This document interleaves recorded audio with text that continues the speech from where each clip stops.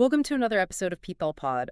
Today we are looking at something that, frankly, it kind of defies all logic in the modern music industry. Yeah, it really does. So in September 2023, there was this highly anticipated pop debut, and it landed at a super sluggish, practically invisible number 127 on the US Billboard 200. Right, which, normally that's it. Exactly. I mean, when a highly produced project lands that low, it's effectively a death sentence. It just looks like a total non-event. Yeah, the label usually just packs up and moves on. Right. But less than a year later, that exact same album transformed into an absolute cultural juggernaut. Yeah. I mean, it completely rewrote the global charts and even made Grammy history. It's wild. It's a trajectory that defies almost every single established rule of the modern streaming era. For sure. And so we are looking at Chappell Roan's debut album, The Rise and Fall of a Midwest Princess.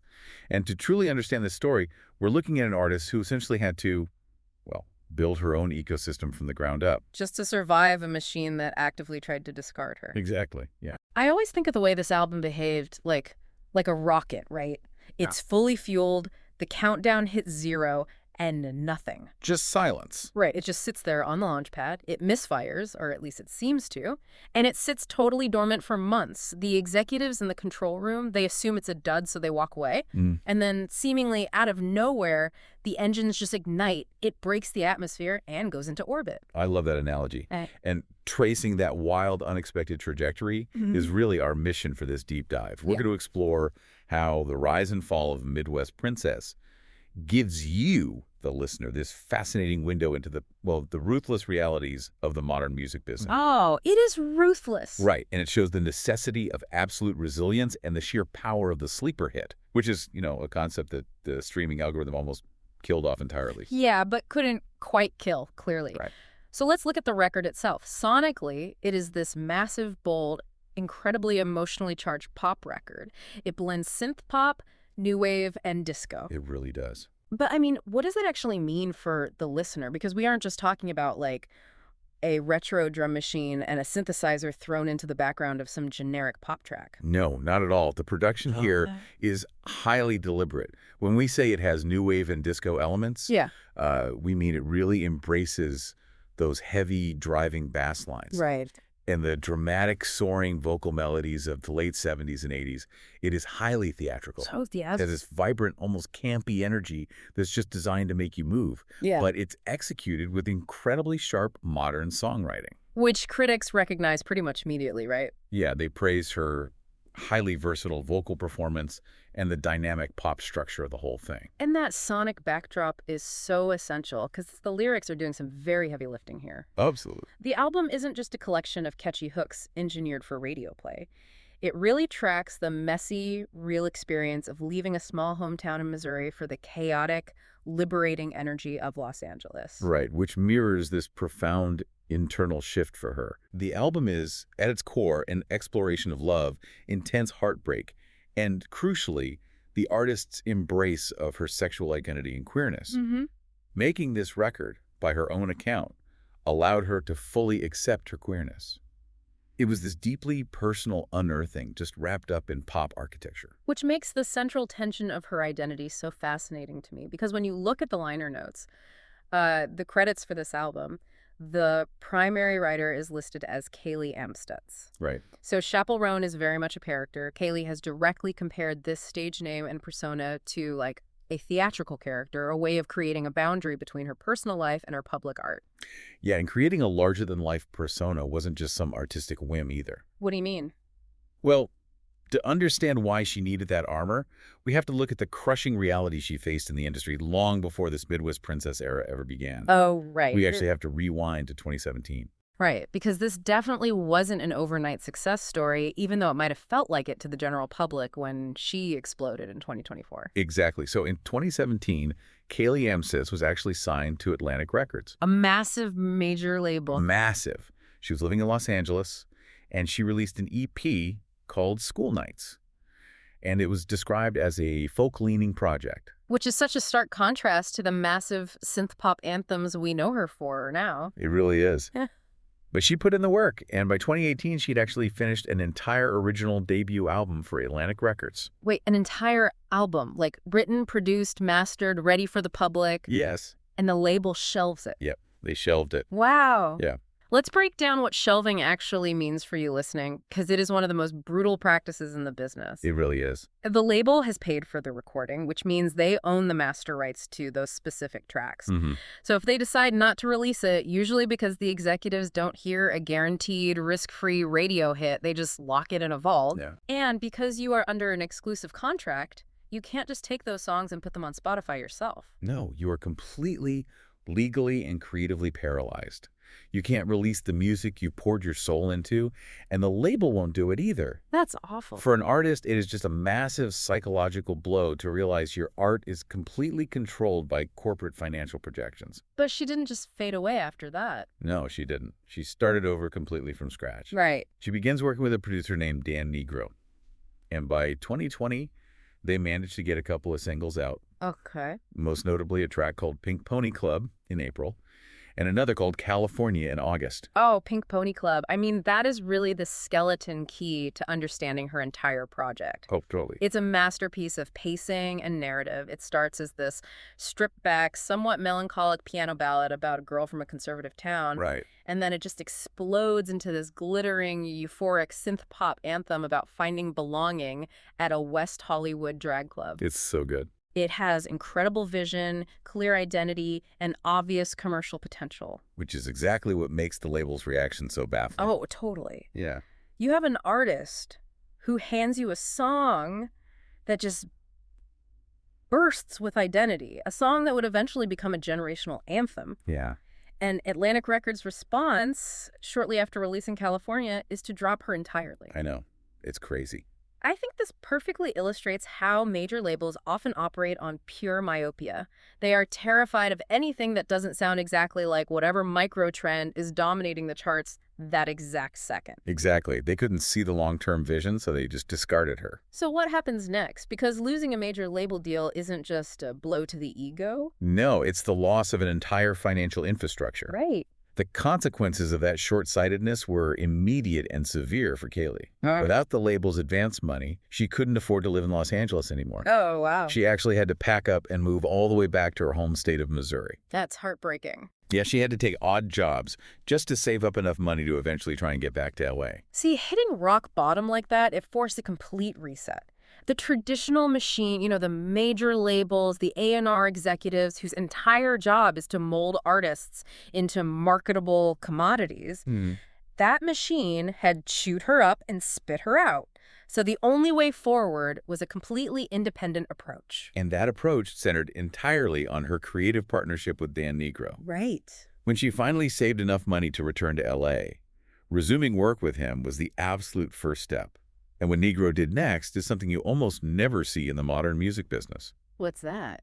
He believed in her artistic vision so deeply that in 2023, he literally launched his own record label.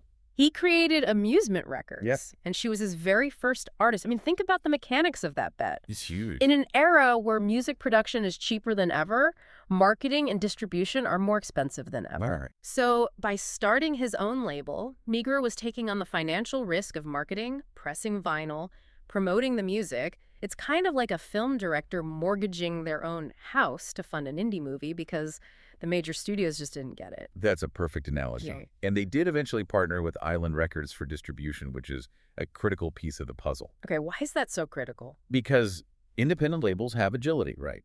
But major labels have the sheer muscle to get CDs into physical stores and secure meetings with major playlist curators. Oh, okay. By structuring the deal this way, Nigro and Roan kept creative control under Amusement Records, but used Island's infrastructure to actually reach a global audience. And that creative isolation, that control, is what allowed them to build the rise and fall of a Midwest princess without any executive compromises. Exactly. But because they didn't have a label representative breathing down their necks, telling them to change a lyric or make a chorus sound more commercially viable. Right. They could lean fully into the messy, emotional, theatrical exploration of human sexuality. Yeah. And they took tracks like Pink Pony Club in California that Atlantic had just dismissed, and they made them the foundational pillars of this new record. So after all this DIY dedication, the album finally releases in September 2023. Right. But the struggle was far from over.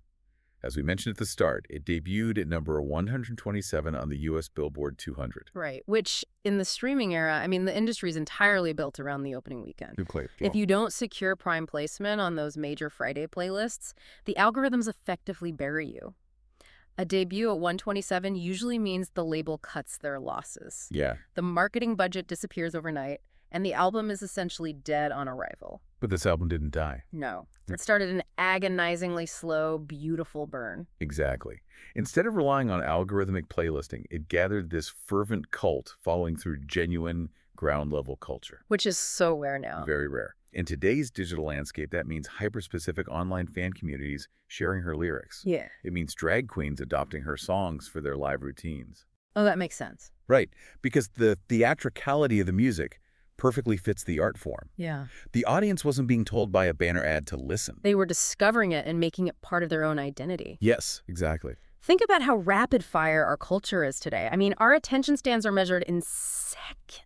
Your barrel seconds. So for an album to build momentum organically over 6 to 9 months is an absolute anomaly. It really is. But the music was undeniable. And then in early 2024, that slow burn finally hits a pocket of oxygen and just turns into a forest fire. And there were a few key catalysts that sparked that explosion. Okay, what were they? Well, first, she secured a slot as a supporting act on Olivia Rodrigo's Guts World Tour. Oh, wow. That's huge exposure. Exactly. Night after night, she was put in front of these massive, highly receptive stadium audiences. Right. Then she delivered these legendary theatrical festival sets at Coachella and Governor's Ball. Oh, those festival sets. That's where the sheer scale of the Chappell Roan persona became undeniable. She wasn't just standing behind a microphone. She was bringing full choreography, elaborate campy costumes, and treating a midday festival slot like it was a headline arena tour. She really gave it everything. But the real tipping point, the match that ignited everything, was a brand new standalone single she released right in the middle of this momentum. Ah, good luck, babe. Yes, Good Luck Babe. Acted as the perfect sonic bridge. How so? It captured all the 80s synth-pop theatricality and the queer themes of the album, but it packaged it into this undeniable mainstream pop hook with a massive soaring vocal bridge. Yeah, it was everywhere. It was the exact right song at the exact right moment. It served as a gateway drug for the general public to go back and discover the entire album. And by June of 2024, the impact was staggering. The rise and fall of a Midwest princess rocketed up the charts. It did. It hit #1 in the UK, Ireland, and New Zealand, and climbed all the way to #2 on the US Billboard 200. And the craziest part of this chart explosion is that suddenly 6 of the album's original single songs like Casual, Femininomenon, and Hot to Go entered the Billboard Hot 100 for the very first time. Which is unheard of. Right. These were songs that had been out for months, some of them longer, finally getting their moment in the sun. And that unprecedented surge in popularity forced the entire critical establishment to turn around and recognize what they had totally overlooked. Yeah. Which brings us back to the deeper meaning of the Chappell Roan persona. Kayleigh deliberately comparing her stage character to David Bowie's Ziggy Stardust is a massive, ambitious swing. It really is a huge swing, and she wears that influence on her sleeve. I mean, the title of the album itself, The Rise and Fall of a Midwest Princess, is a direct, loving homage to Bowie's 1972 masterpiece. Right, The Rise and Fall of Ziggy Stardust and the Spiders from Mars. Exactly. What fascinates me about that Bowie connection is the psychology of it. Putting on a mask, creating a character like a Midwest princess, it isn't a way to hide from the audience. It's actually the opposite. Yes. It gives you the armor you need to feel safe enough to reveal the most authentic, vulnerable parts of yourself. That makes total sense. When you sing about your deepest heartbreaks or your true sexual identity, doing it as Kayleigh might feel too raw, too exposed to the judgment of millions. Yeah, that would be terrifying. But doing it as Chappell Roan, this theatrical, campy, larger-than-life character, it provides a necessary layer of emotional protection. And that level of theatricality combined with such raw emotional honesty is exactly what resonated on a historic level. Absolute. And the ultimate validation of that approach came with the 2025 Grammy Awards. Oh, it was a run for the record books. Right. She became only the 15th artist in the entire history of the Grammys to receive nominations in all 4 main general field categories in a single night. Wait, only the 15th artist in history? Yep. That's Album of the Year, Record of the Year, Song of the Year, and Best New Artist. That is incredibly elite company. It really is. And she ultimately took home the award for Best New Artist. And the commercial footprint matched the critical acclaim, too. The album went 2x platinum in the U.S., moving over 2 million units. Jeez. And it achieved multi-platinum status globally, hitting 3x platinum in New Zealand and 2x platinum in the UK. So, on paper, this is the ultimate triumphant comeback narrative. Right, on paper. But we have to look closely at the reality of this situation, because becoming a global superstar seemingly overnight comes with massive complications. It does. The rapid ascent from an album debuting at number 127 to winning Best New Artist is an incredible story. Yeah. But there's a darker, more complex undercurrent to it that we need to acknowledge. Yeah. Roan has actually been very candid about this. While the album brought her, quote, complete freedom and euphoria, she also noted that the sheer speed and scale of her fame rocked my system. And that makes complete sense. We see the platinum plaques and the Grammy wins, and it paints this flawless picture of total victory. But there is a massive human cost to this kind of trajectory. I mean, imagine the immense emotional whiplash of going from a dropped artist, financially struggling, to the point of moving back in with your parents in Missouri, to suddenly carrying the weight of massive global pop stardom in a matter of months. The human brain simply isn't wired to process that kind of whiplash. No, not at all. You spend years fighting a system just to be heard, and then suddenly the switch flips and the eyes of the entire world are scrutinizing your every single move. And this is where we need to be really careful not to romanticize the struggle. Very true. We all love a comeback story. We love the narrative of the starving artist who gets rejected, goes into the wilderness, and emerges victorious. It makes for a great movie script. It does. But the actual music industry cycle, the one that shelves completed albums, drops artists after showing initial promise, and forces them into financial ruin, that cycle causes real, lasting psychological wear and tear. Yeah, it's not a fairy tale. The fact that Kayleigh survived it and triumphed is a testament to her incredible strength. But we shouldn't pretend the fire she walked through was a good thing just because it forged a great album. That is a crucial distinction. Oh. The struggle wasn't a necessary ingredient for her talent. Her talent survived the struggle. Exactly. Dan Nigro's belief in her provided a safe harbor where she could finally create on her own terms, but the turbulence she experienced before that was very real and very damaging. And honestly, while the sources give us the chart numbers and the success story, they leave us with a lot of uncertainty regarding just how heavy that emotional toll really was. Yeah, we can only imagine. So let's pull all these threads together. Let's do it. We started by talking about that incredible tension, an album that seemingly misfired on the launchpad, sitting at number 127, only to end up making Grammy history and selling millions of copies. And that really exposes a fundamental flaw in how the music industry operates today. Yeah. The major labels want a quick hit. They want an immediate return on investment driven by a viral algorithm. Right. But Chappell Roan and Dan Nigro weren't making a quick hit. Mm. They were building an entire world.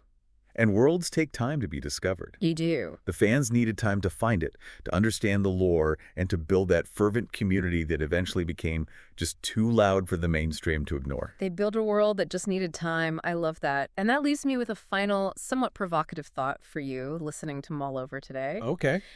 If a record as massive, as critically acclaimed, and as life-affirming as the rise and fall of a Midwest princess was almost completely lost to the rapid, unforgiving pace of the modern music machine, how many other incredible albums are sitting on shelves right now?